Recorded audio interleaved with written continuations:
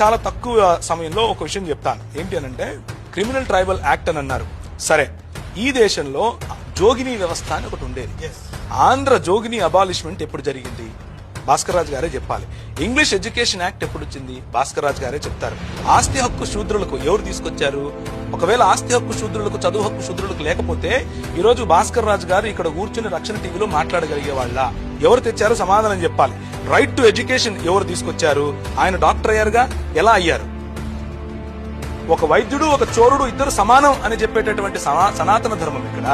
Right to education for శూద్ర అని చెప్పేటటువంటి ఈ యాక్ట్ 1913 ఎక్కడ?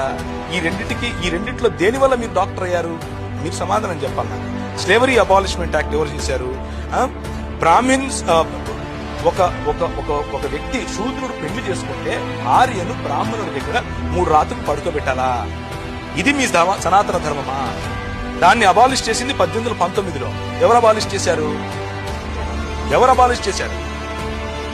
1830లో హ్యూమన్ సాక్రిఫైస్ అబాలిషన్ యాక్ట్. అంటే మీరు నేను ఈ రోజు బ్రతికున్నాము అని అంటే వాళ్ళు చంపకుండా మన తలలు తెగేయకుండా ఉన్నారు అంటే ఆ రోజు తీసుకొచ్చిన యాక్ట్ కదా. Non discrimination act 1833. Right to sit, శూద్రులకు కూర్చునే హక్కులు లేవండి, బిరుదులు కోసేవాళ్ళు. ఈ రోజు టీవీ ముందు మీరు నిలబడుకొని మాట్లాడుతున్నారంటే కారణం ఏంటి? ఏ యాక్ట్ కారణంగా? ఈ ట్రైబల్ యాక్ట్